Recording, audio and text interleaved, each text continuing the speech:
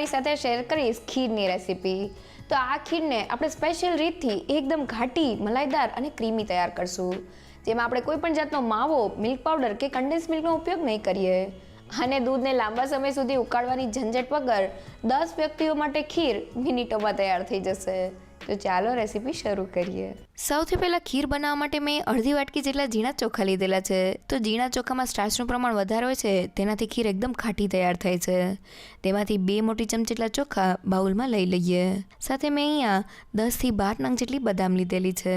તો ચોખા સાથે થોડી બદામને એડ કરવાથી ખીર એકદમ ક્રીમી તૈયાર થાય છે. હવે તેમાં ગરમ પાણીને એડ કરી દઈએ અને બંને વસ્તુને 20 મિનિટ માટે પલાળી દઈએ. તો થોડી વાર પછી ચોખા અને બદામને જોઈએ તો ચોખા એકદમ સારી રીતે પલળીને ફૂલી ગયા છે. આથી ચોખાનો દાણો એકદમ સારી રીતે તૂટી જાય છે. અને બદામને લઈને તેનો ફોતરાનો ભાગ કાઢી લઈએ અને આ રીતના બધી જ બદામમાંથી ફોતરાને કાઢી લઈએ અને તેને મિક્સર જારમાં એડ કરી દઈએ.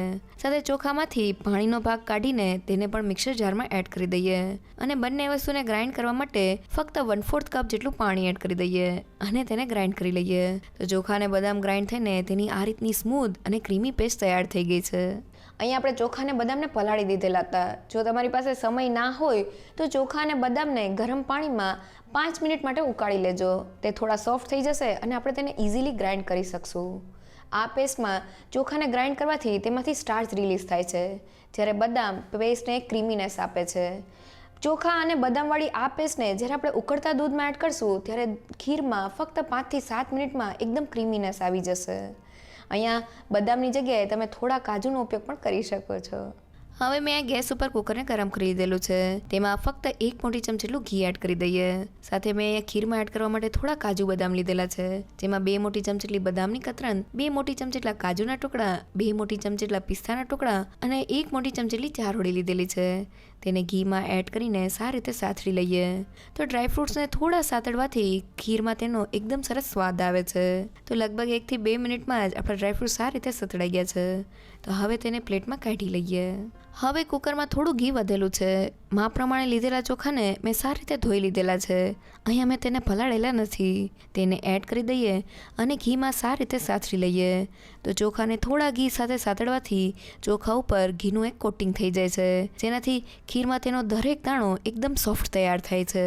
તો લગભગ 1 મિનિટમાં જ આપણા ચોખા એકદમ સારી રીતે સતળાઈ ગયા છે. અને હવે આપણે ચોખામાં પાણી એડ કરવાનું છે. તો મેં અડધા કપથી ચોખા લીધેલા હતા. તો તે જ કપથી 1 કપ અને તેની ઉપર બીજો કપ સાથે 1/4 કપ જેટલું પાણી એડ કરી દઈએ અને બધી જ વસ્તુને મિક્સ કરી લઈએ. તો અહીંયા મેં અડધા કપ ચોખા સાથે 1/4 કપ એટલે કે 1 કપની ઉપર 1/4 કપ જેટલું જ પાણી લીધેલું છે.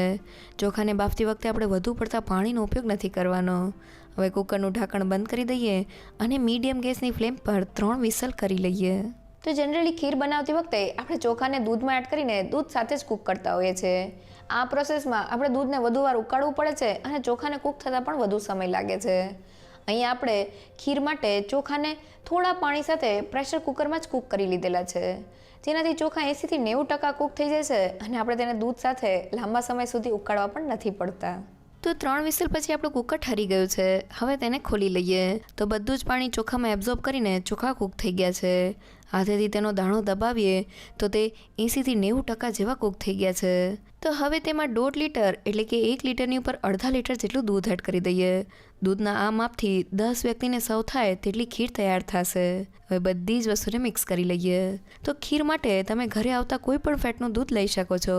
બસ તેમાંથી મલાઈનો ભાગ ન કાઢવો. તે દૂધને હલાવતા લગભગ 3 થી 4 મિનિટ જેવું થઈ ગયું છે અને દૂધ સારી રીતે ગરમ થઈને ઉકળવા લાગ્યું છે. તો હવે મેં અહીંયા થોડા કેસરને ગરમ દૂધમાં પલાળી દીધેલું છે. તેને એડ કરી દઈએ અને ખીરમાં એકદમ સારી રીતે મિક્સ કરી લઈએ. અને હવે દૂધ અને ચોખાને 10 મિનિટ માટે ઉકળવા દઈએ. તો ચોખામાં દૂધ એડ કર્યા પછી આપણે તેને 10 મિનિટ માટે ચોખા સાથે ઉકાળી લેવાનું છે. દૂધને ચોખા સાથે ઉકાળવાથી દૂધ ઘટ થઈ જશે અને ચોખા દૂધને એબ્ઝોર્બ કરીને 100% કૂક થઈ જશે. તે લગભગ 10 થી 12 મિનિટ જેવું થઈ ગયું છે અને દૂધ થોડું ઉકળી ગયું છે. દૂધને ઉકાળતી વખતે સાઈડમાં રહેલી મલાઈના ભાગને આપણે ખીરમાં એડ કરતું જવાનું છે. અને હવે ખીરમાં રહેલા ચોખાને ચેક કરીએ તો ચોખા દૂધને એબ્ઝોર્બ કરી લીધેલું છે. હાથેથી તેનો દાણો દબાવીએ તો તે 100% કૂક થઈને સોફ્ટ થઈ ગયા છે. અને અત્યારે ખીરની કન્સિસ્ટન્સી ચેક કરીએ તો તમે જોઈ શકો છો કે દૂધ અને ચોખા એકબીજાથી અલગ પડે છે. મીન્સ આપણી ખીર જરા પણ ઘટ નથી થઈ. તો હવે ગેસની ફ્લેમ એકદમ લો કરી દઈએ અને તૈયાર કરેલી પેસ્ટને ખીરમાં એડ કરી દઈએ અને હવે તેને ખીરમાં સારી રીતે મિક્સ કરી લઈએ. તો આ પેસ્ટને એડ કરતી વખતે આપણે ગેસની ફ્લેમ એકદમ લો કરીને મિક્સરને થોડું ઠંડુ કરી લેવાનું છે, જેથી પેસ્ટના જરા પણ ગાંઠા ન પડે. તો આપણી પેસ્ટ એકદમ સારી રીતે ખીરમાં મિક્સ થઈ ગઈ છે. હવે ખીરને ધીમા ગેસ પર 7થી 8 મિનિટ માટે ઉકાળી લઈએ.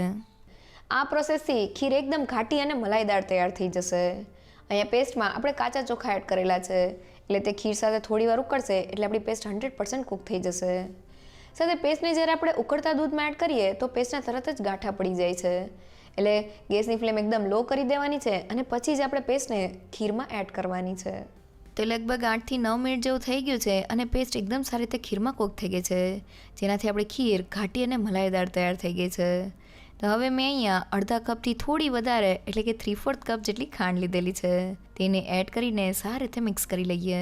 તો શરૂઆતમાં ખાંડ જ્યારે ખીરમાં ઓગળે છે ત્યારે તેનું થોડું પાણી થાય છે, પણ થોડી જ વારમાં આપણી ખીર એકદમ ઘટ થઈ જાય છે. તો 3 મિનિટ પછી આપણી ખાંડ એકદમ સારી રીતે ઓગળી ગઈ છે અને ખીરનું ટેક્સચર ક્રીમી તૈયાર થઈ ગયું છે. તો હવે તેમાં રોસ્ટ કરેલા ડ્રાય ફ્રૂટ્સને એડ કરી દઈએ. સાથે ફ્લેવર માટે અડધી ચમચી જેટલો એલચી પાવડર એડ કરી દઈએ અને બધી જ વસ્તુને મિક્સ કરી લઈએ.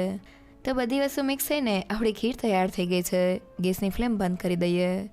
તૈયાર થયેલી ખીરની કન્સિસ્ટન્સી તમને બતાવું તો ચમચામાંથી દૂધ અને ભાત એકસાથે પડે છે અને એકદમ ક્રીમી ટેક્સચર સાથે આપણી ખીર તૈયાર થઈ છે. તો હવે મેં અહીંયા ખીરને એક મોટા બાઉલમાં કાઢી લીધેલો છે.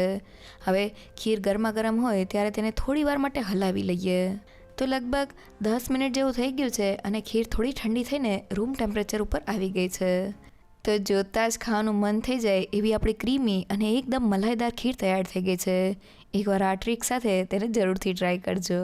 તો આપણી એકદમ ઘાટી અને મલાઈદાર ખીર તૈયાર થઈ ગઈ છે. ખીરને એક બાઉલમાં કાઢ્યા પછી આપણે તેને થોડી વાર માટે હલાવીને રૂમ ટેમ્પરેચર ઉપર લાવી દેવાની છે, જેથી ખીર ઉપર મલાઈનું લેયર ન જામે. ખીર બનાવતી વખતે બસ તમારે અમુક વાતનું ધ્યાન રાખવાનું છે. પહેલી એ કે થોડા ચોખા અને બદામ સાથે એક પેસ્ટ તૈયાર કરી લેવાની છે. આ પેસ્ટમાં ચોખાના સ્ટાર્ચ અને બદામની ક્રીમીનેસને લીધે જ્યારે આપણે તેને ખીરમાં એડ કરશું ત્યારે ખીર એકદમ ફટાફટ ઘાટી થઈ જશે અને ખીરનો ટેસ્ટ પણ વધી જશે. સાથે ચોખાને દૂધ સાથે નહીં પણ થોડા પાણી સાથે પ્રેશર કુકરમાં 3 વિસલમાં કૂક કરી લેવાના છે, જેનાથી તે 80થી 90% જેવા કૂક થઈ જાય અને દૂધને આપણે વધુ વાર ઉકાળવું ન પડે.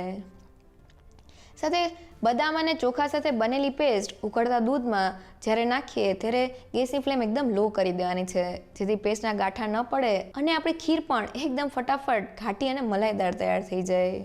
જો તમને મારી આ ખીરની રેસીપી ગમી હોય તો મને કમેન્ટ સેક્શનમાં જરૂરથી કહેજો. સાથે મારા વિડીયોને લાઇક અને ફ્રેન્ડ્સ અને ફેમિલીમાં શેર કરજો અને મારી ચેનલને સબસ્ક્રાઈબ કરવાનું ના ભૂલશો. તો ફરી મળીએ એક નવી રેસીપી સાથે.